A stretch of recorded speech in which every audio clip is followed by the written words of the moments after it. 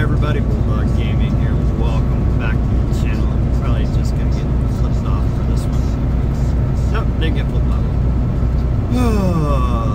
The woohoo was, I look over in my right hand mirror and there is a car that had decided to come up real fast on my right side, which is a no-no. You don't come up on a big truck on its right. You slow down, you let it go by. Your safety in mind. Hey, well, yeah, been a minute. Sorry about the long pause since episode 7 from Road Vlogs. We are eastbound I-70 cruising through Missouri right now. On our way to our next destination. Well, like I said, it's been a while since I've done a post and kind of give you a heads up what was up. Kind of goes back to what I've been talking about, running reruns and whether they hurt you or hinder you and stuff like that. Well, I got cycled to where I was running overnights and sleeping during the day and being a zombie and basically and yeah, just not being myself. This goes back to another to one of my other videos, you know, take care of yourself. But we're back at it. We're doing good. We just spent the last 4.5 days at home, enjoying home time, hanging out with Winston and girls, and Big D gaming when he had a chance because of his busy work schedule, and just enjoying life. Got back out on the road yesterday. Happy Tuesday, everybody, by the way.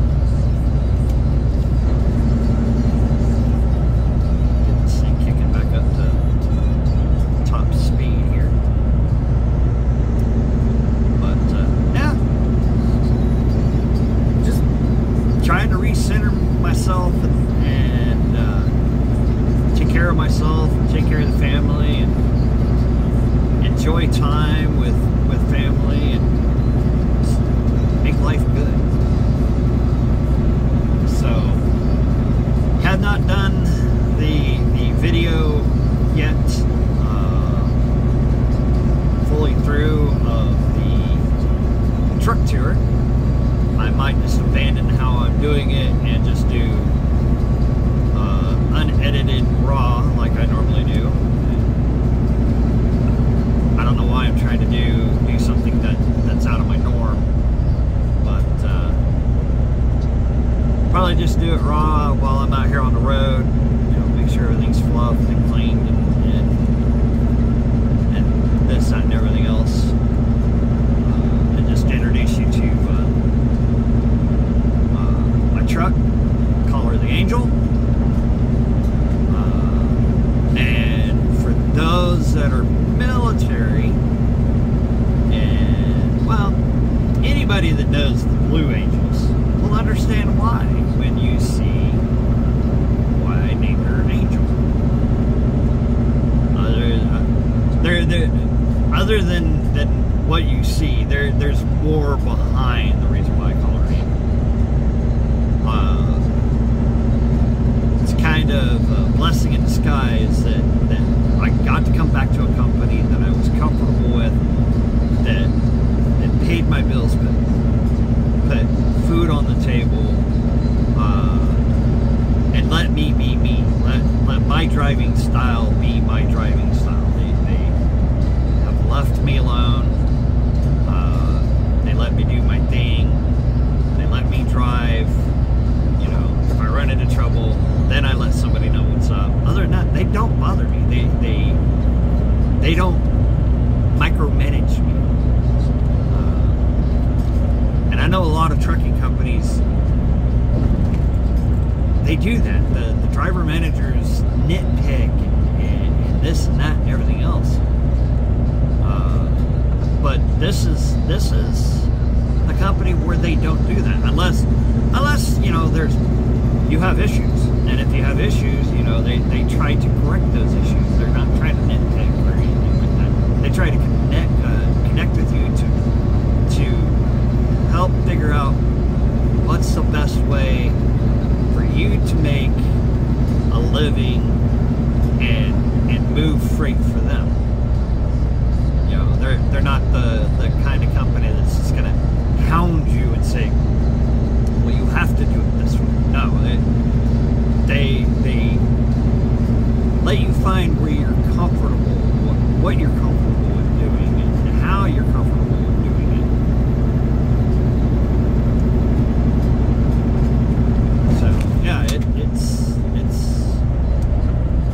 it's all about you.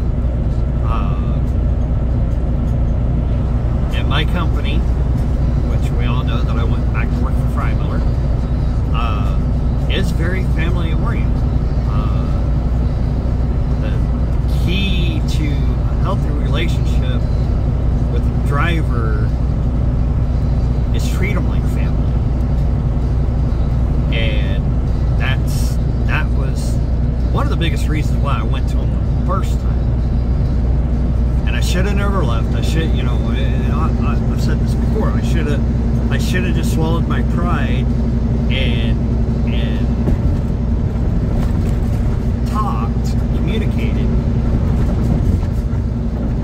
and life would have been good. Life would have been grand. I still would. I'd be 10 years with this company, 10 plus years with this company. But yeah,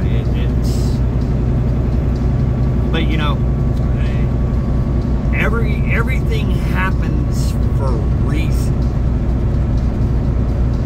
You meet certain people in your life because there's a greater plan. The reason why that person or those people are in your life.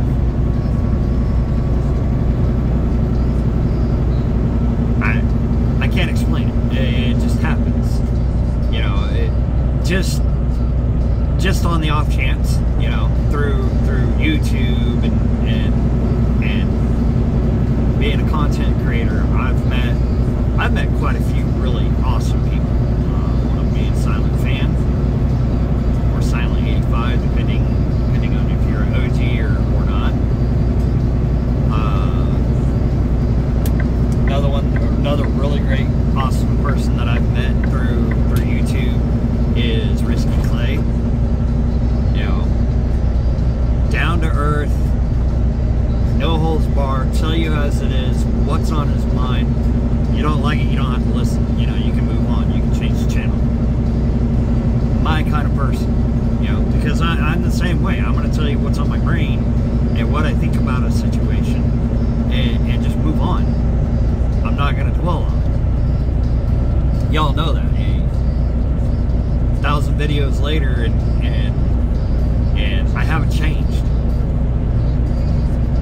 I still do things the way that I do, the way I'm comfortable with, and that's why I said, you know, why am I going to change who I am, what I am, and how I do things by doing a fancying up a video and trying to edit and do this, do that, just keep it raw. You know, some people, they in the back of their brain going thinking, keep it simple, stupid. You know, the old adage, keep it simple, stupid. But that's how it is. Another thing is, you know, out here on the road, I've met a lot of interesting people. A lot of people that are my friends, that I can say, that I can honestly say, I can treat them like family because they treat me like family.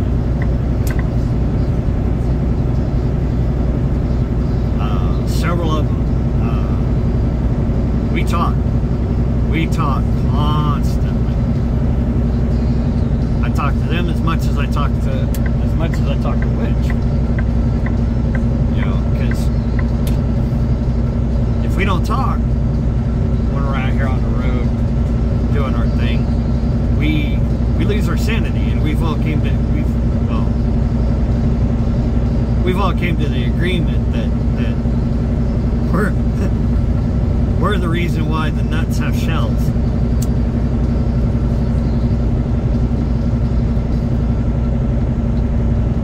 Which is why I chose, you know, kind of link into why I'm a volunteer firefighter, why I even got into emergency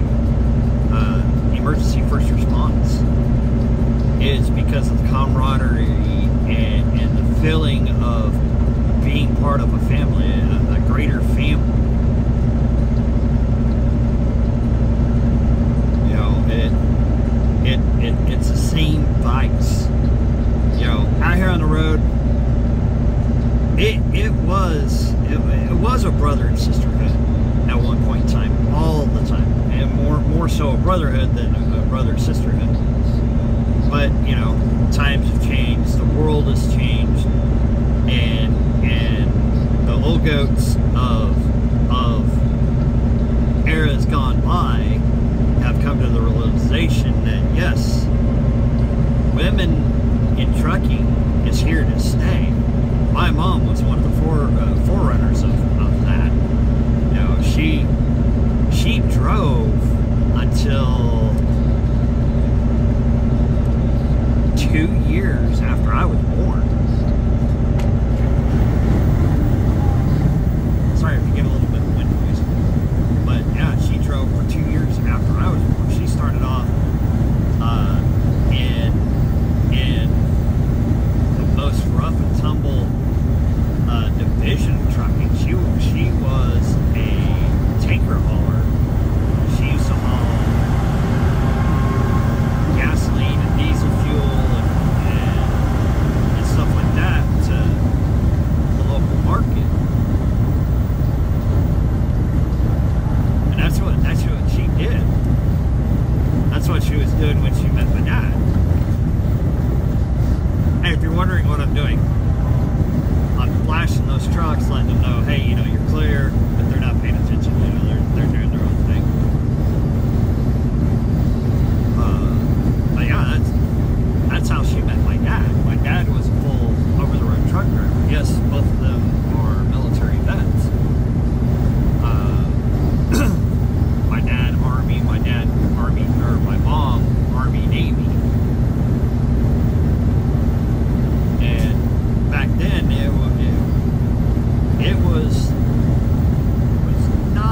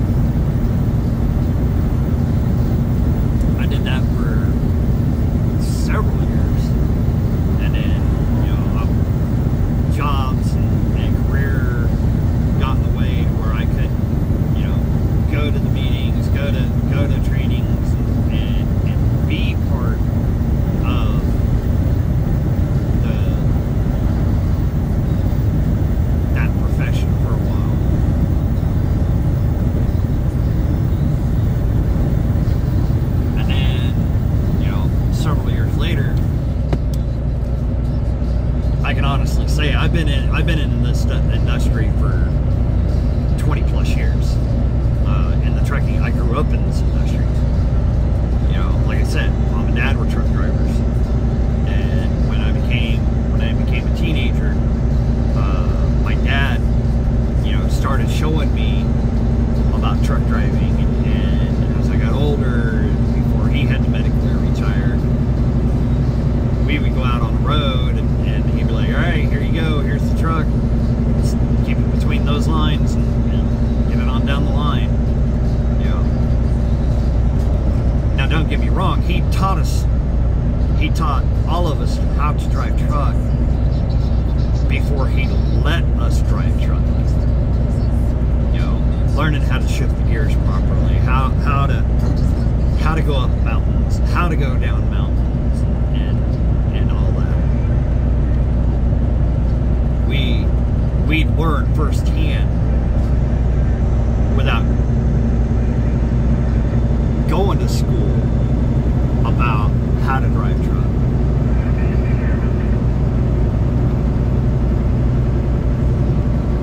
So, you know, it's been in my blood. It's been a career path that has always been there. I've always been in some sort of logistical way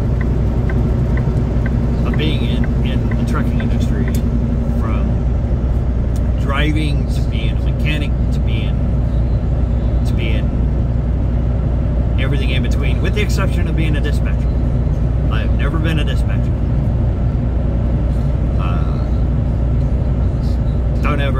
Don't ever see myself sitting at the desk and having 40 to 100 trucks that I have to guide and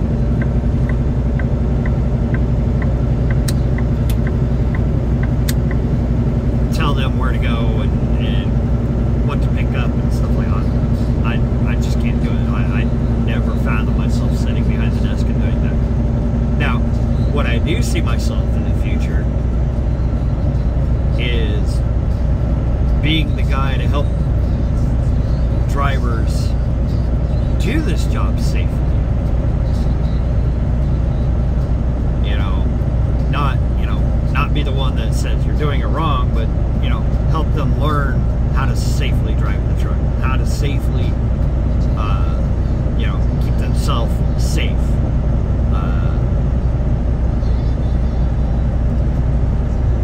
That's what I see myself doing in the future. Because Lord knows I don't want to be behind the wheel until I retire. Eventually my body, and you can ask older generation, eventually my body's not going to be able to do what I can do today.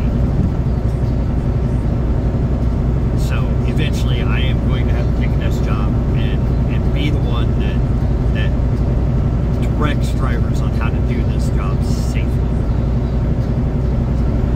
Look at all them, well, you probably can't see them now, but all the cattle trucks lining up, getting loaded, headed out, going to different points in the United States with cattle.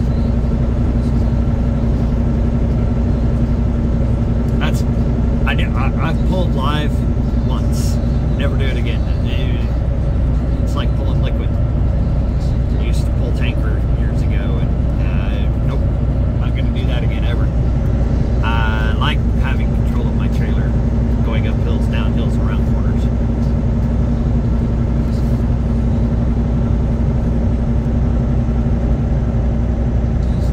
You know, don't get me wrong, freight in a box shifts, but nothing like a liquid or a live animal.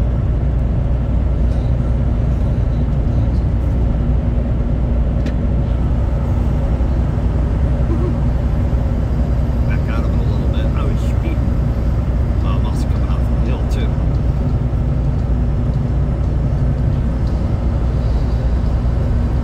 But yeah, it's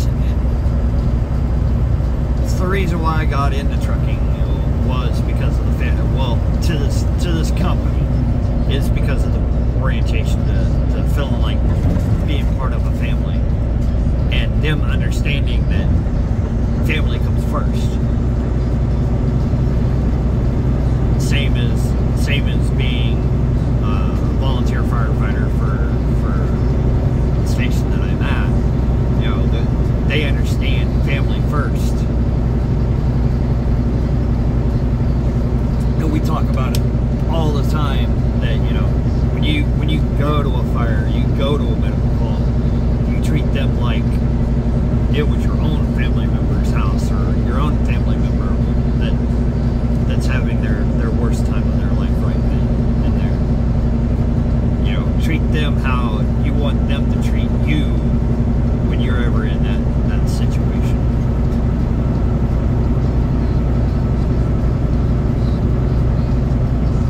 But there's other aspects of why I became a truck driver and a firefighter, an EMT. And I'm not a glory hunter. I don't have the hero complex that I know firsthand because I've talked to this person. I've worked with this person in emergency first response. You know, they live it, they breathe it, they do it every single day,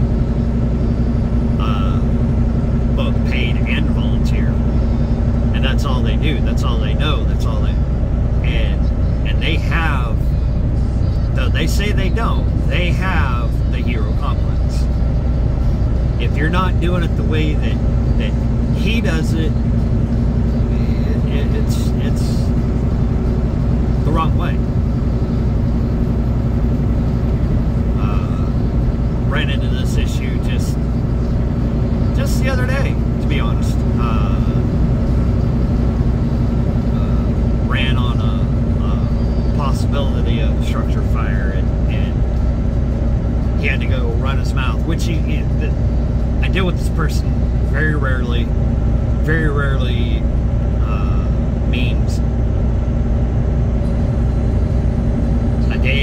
one day out of the week I have to endure listening to him and hear that what he has said about myself doing and this, that, and everything else.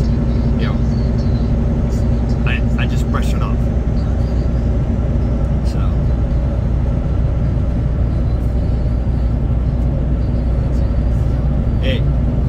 I just let it go in one ear and out the other, because like the chief told him, yes, it's not how you would have done it, but we did make a response in the timely manner, in the quickest time manner, and we got the job done.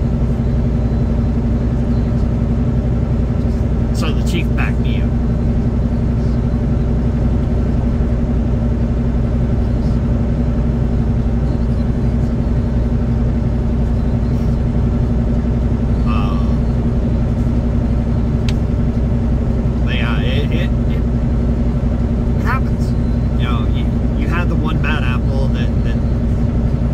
God's gift to whatever career it is, and then you have people like me. I'm here to learn. I'm here to soak up the knowledge. I'm here to do my thing. I'm not here for the popularity contest. I'm here for the family oriented part of the job, where I take care of you, you take care of me, and at the end of the day, life goes on. We did our part, and life goes on. I had a car that's out in the left lane that has this annoying LED driving lights, plus their headlights on it. That's another video for another day. Oh, it's an RV. Never mind.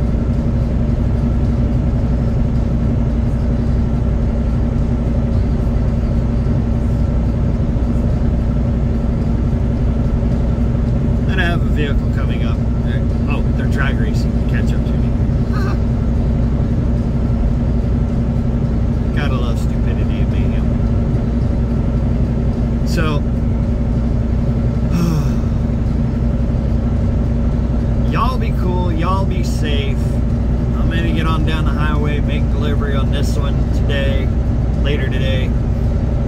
Snag up my next one after I go give Angel some TLC at Streak and Beacon.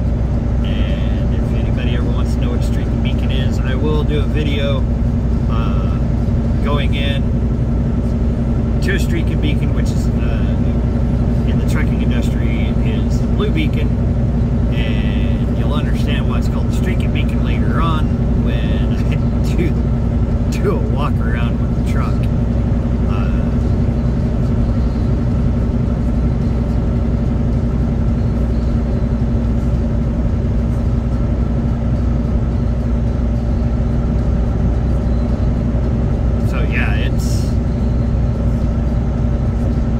Interesting. So, y'all be cool, be safe. Happy Tuesday to everybody, and we'll see you guys on down the line.